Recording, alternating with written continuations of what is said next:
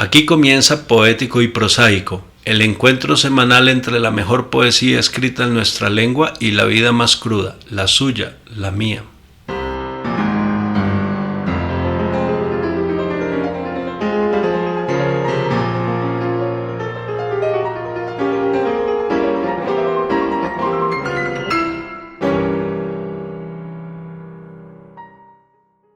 Bienvenidos al 33º capítulo de Poético y Prosaico, nuestro encuentro semanal, un encuentro semanal en el que compartimos vida y poesía, y de ahí el nombre del podcast, Poético y Prosaico.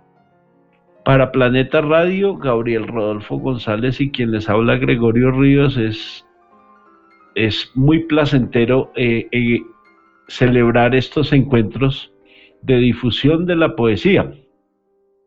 Y bueno, venimos diciéndoles desde que empezó el programa, eso es más o menos un año si mal no estoy, que el propósito ulterior de Poético y Prosaico es el de difundir la poesía entre quienes ningún acceso han tenido a ella, y también entre quienes la frecuentan, tienen la dicha de frecuentar la poesía o de haberlo hecho en la universidad, qué sé yo. Pero más que nada, quienes nos importan son los neófitos como yo, que puedo llevar muchos años cultivando la literatura, pero nunca dejará uno de ser un neófito, un recién llegado. No tenemos pretensiones demasiado intelectuales, no, todo lo contrario. Lo que nos anima es lo espontáneo, lo sencillo, no lo simple, sino lo sencillo, pero bello. Para este programa número 33 trajimos un cuento muy bello que nos va a permitir hablar de eso, de lo prosaico y lo poético, dos términos en los que hay que hacer hincapié muy a menudo. El poeta se llama Luis García Montero, es la primera vez que lo traemos, que lo convocamos a Poético y Prosaico, y el poema se titula Nueva salutación al optimista. Pareciera no guardar mucha relación el título con el contenido del poema, que es lo que vamos a oír a continuación. Dice así: Nueva salutación al optimista, Luis García Montero. Irene no conoce todavía la palabra resaca. Descentrada con el raro bullicio de la gente que hubo anoche en la casa, duerme poco, penetra ese olvido absoluto al que recurro en mañanas difíciles. Salta por los barrotes de su horario, se anuncia con un grito de selva inexplorada, corre por el pasillo hasta la cama, de mi pelo se cuelga, con mi espalda fabrica una pista de baile. Insiste repartida, telefónica, parece que se escapa por fin, pero regresa con urgencia de liebre despiadada. Irene no conoce todavía la palabra resaca. Están así las cosas. Es la primera vez que la ira no afecta al importuno. Juro que no repetiré. Sé que no debo acostarme tan tarde, tan borracho, bajo un sol que ya tenga mala cara de sueño y aspirina.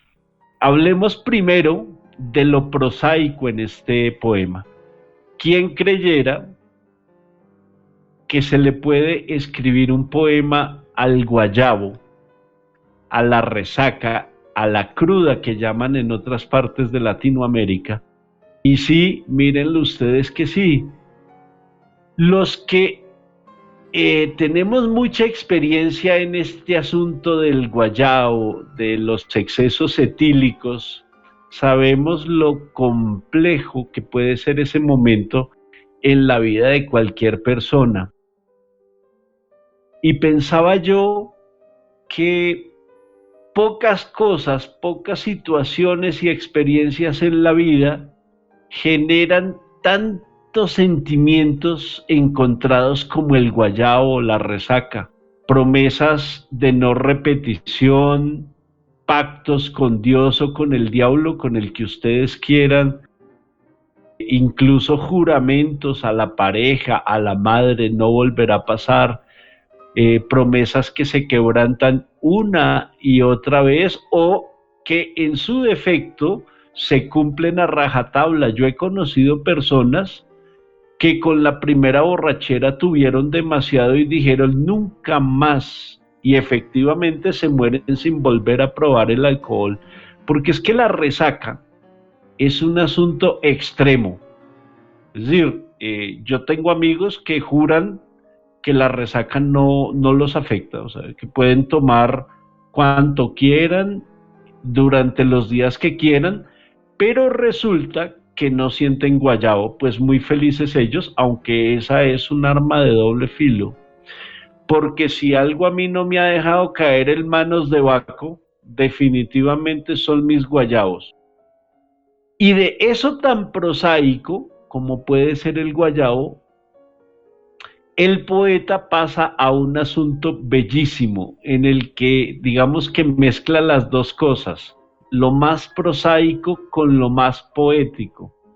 ¿Y cómo lo hace? Mediante una hija muy pequeña que se llama Irene. Comienza diciendo, Irene no conoce todavía la palabra resaca.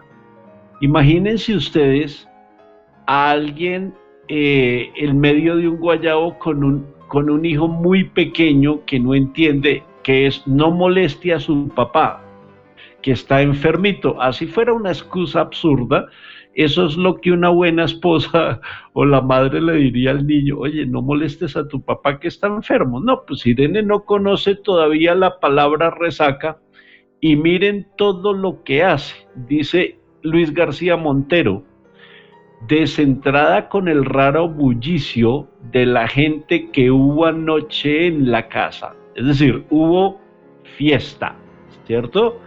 Durante la fiesta los borrachos somos muy felices, pero esa felicidad se paga con guayabos que de verdad incluso a mí me han llevado a pensamientos suicidas.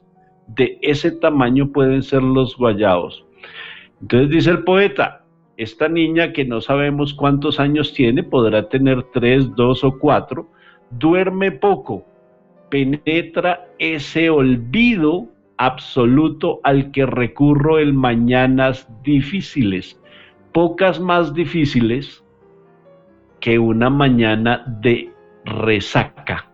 Salta por los barrotes de su horario, se anuncia con un grito de selva inexplorada, corre por el pasillo hasta la cama, oigan esto, de mi pelo se cuelga, con mi espalda fabrica una pista de baile. Es bellísima esa imagen, no la del hombre tendido, tumbado en su cama, pasando las de San Patricio en medio de un guayabo, sino la de esa niña que explora el mundo, lo quiere conocer y en medio de ese deseo de descubrirlo todo, aturde a su pobre padre enfermo, enfermo por su culpa si se quiere, con toda suerte de, dice él, corre por el pasillo hasta la cama, de mi pelo se cuelga, con mi espalda fabrica una pista de baile. Imagínense en esto que esa niña es capaz de hacer en medio de su inocencia. Irene no conoce todavía la palabra resaca, seguramente porque este poema se escribió hace mucho tiempo, ya conoce la palabra resaca y no sabemos si su experiencia es tan atroz como la del padre. Y decía yo, hablaba yo de las promesas y tal que los guayabos nos hacen, la que los guayabos nos hacen incurrir.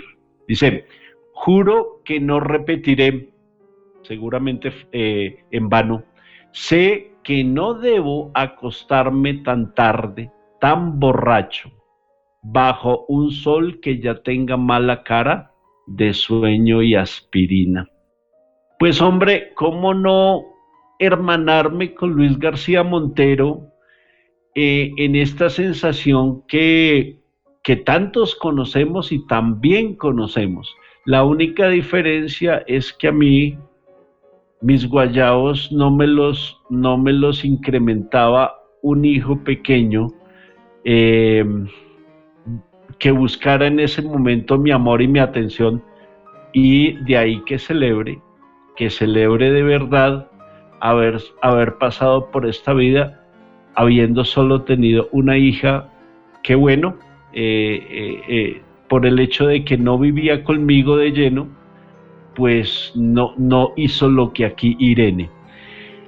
Los dejo con este par de preguntas, el par de preguntas acostumbrado, que acostumbramos para que ustedes reflexionen a solas con quien oigan el programa. La número 1 dice: ¿qué otras experiencias humanas, además de la resaca o guayabo, le arrancan a sus víctimas, felices los que no lo son, promesas y propósitos de enmienda en ocasiones definitivos y en otras crónicamente quebrantados? La número 2. ¿A qué atribuye usted que haya personas en países sobre los que no pesan prohibiciones etílicas? En Colombia no hay eso, por fortuna. Que jamás se han emborrachado, ni siquiera probado el alcohol. A mí eso me parece, yo no sé si heroico o absurdo, pero sí, hay personas que pasan por el mundo sin haberse emborrachado y ni siquiera sabido a qué sabe el alcohol.